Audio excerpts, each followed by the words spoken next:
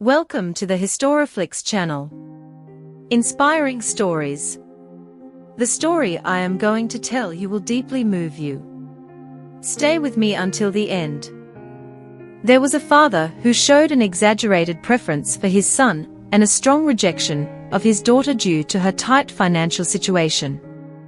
He considered putting his daughter up for adoption. Thanks to his wife, this fate was avoided for the daughter.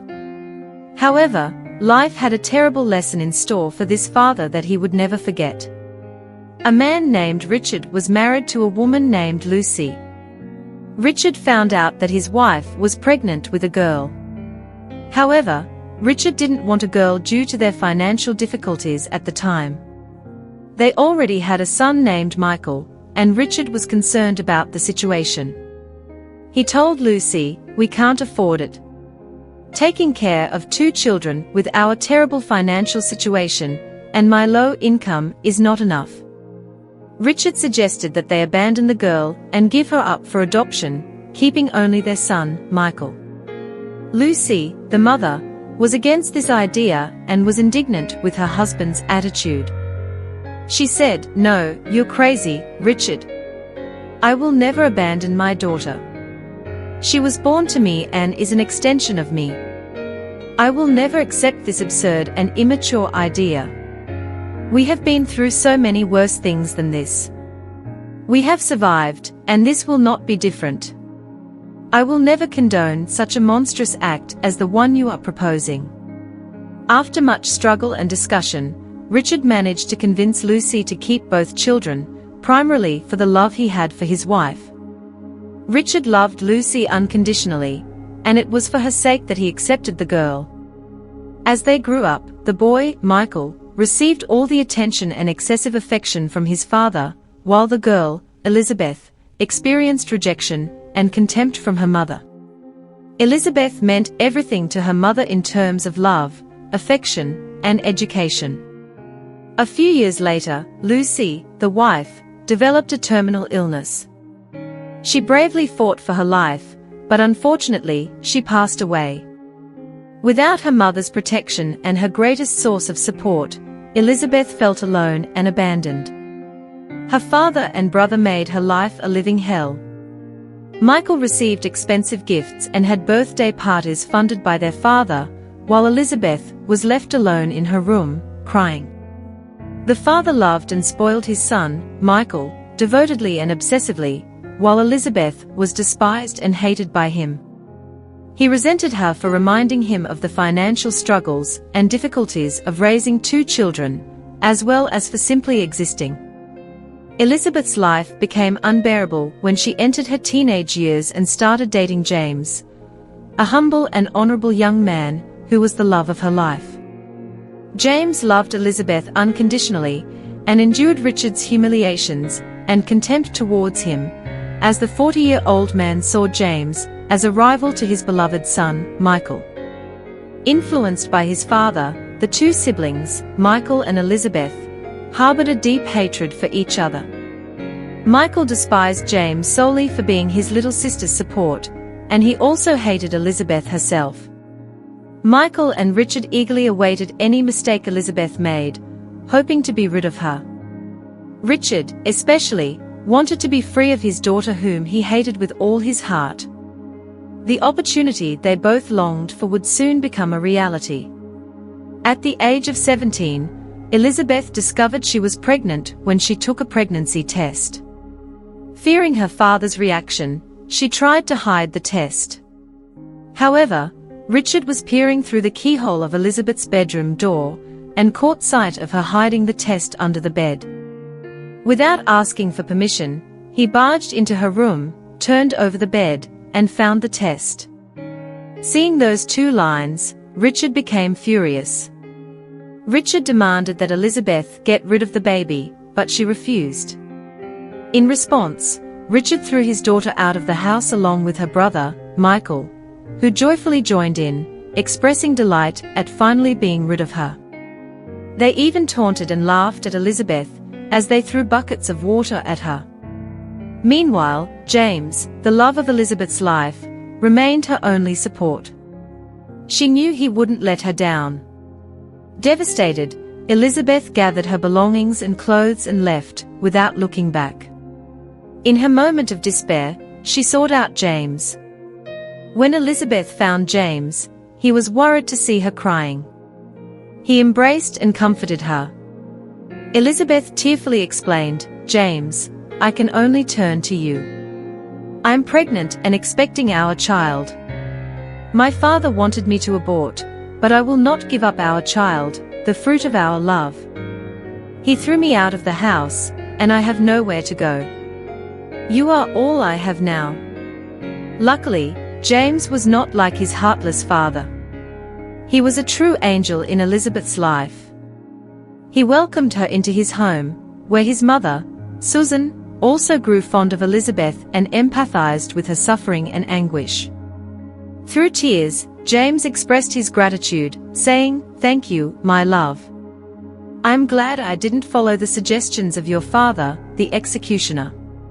Come live with me and my mother. I'm sure she'll like you. Our son won't be helpless either," James tells his mother.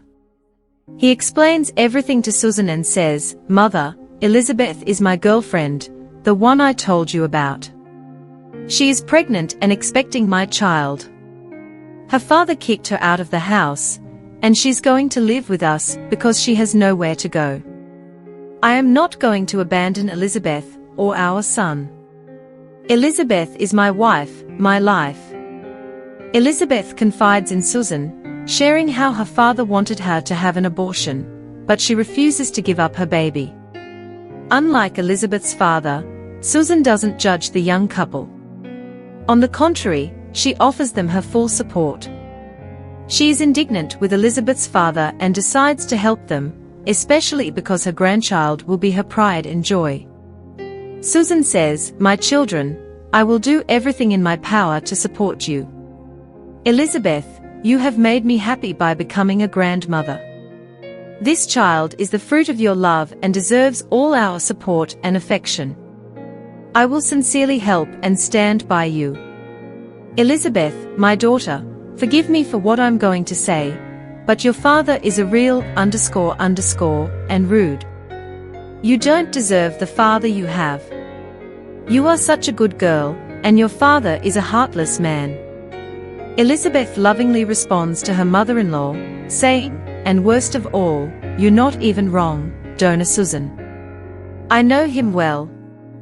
I've lived with him for these 17 years, and I know what kind of person he is. You haven't told any lies, you've spoken pure and sincere truth." James and Elizabeth support each other and decide to finish school and pursue a higher education in gastronomy. They plan to open a restaurant, a shared dream they both have.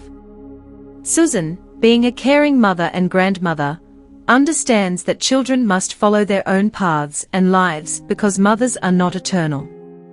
She supports the young couple in every way, encouraging their independence and autonomy.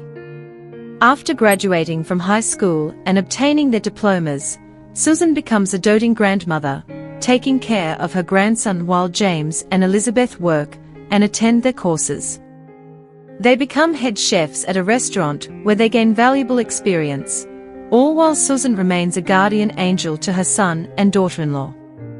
James specializes in creating amazing dishes, while Elizabeth focuses on confectionery, mastering the art of making sweet breads, savory cakes, and pies. Her sweets become very successful, thanks to Susan's support. Susan continues to support the couple until they become independent and can lead their lives on their own. With hard work, dedication, and a little extra help from Susan, the couple finally achieves their dream of owning their own restaurant. They create a thriving business, all while building a life filled with love, determination, and culinary excellence. Together, James and Elizabeth begin building their life. Combining their knowledge and skills, the couple lives happily and sees their business flourish. James's restaurant becomes a great success. They complete their courses, get married, and raise their son with the ongoing support of Susan, who has become like a second mother to Elizabeth. The couple attains independence and buys their own house near Susan's residence, grateful for her unwavering support. 6 years later, one day in front of their restaurant, a beggar appears, asking for alms and begging for scraps. The waitress, an employee of the restaurant, treats the beggar with contempt and rudeness. The situation escalates, and the waitress even resorts to physical aggression. Observing the commotion from inside, James and Elizabeth step outside to understand the situation and find out why their employee is arguing with the beggar. To their surprise, they recognize the beggar as Elizabeth's father, Richard. He appears ragged, miserable, and in a pitiful state. Richard explains that, as an act of love for his son, Michael, he transferred the house deed to his name. However, Michael married a woman who manipulated him and kicked Richard out of his own house. Richard has been living as a beggar, rummaging through garbage cans for food and sleeping on the streets. Realizing the consequences of his actions and the price he paid for his mistreatment of his daughter, Richard is overcome with remorse. He seeks Elizabeth's forgiveness and asks if he can live with her. Elizabeth, in a state of peace and forgiveness, tells him that she forgave him a long time ago and no longer holds any grudges. She acknowledges the pain he caused her but expresses her desire for peace and completeness in her life.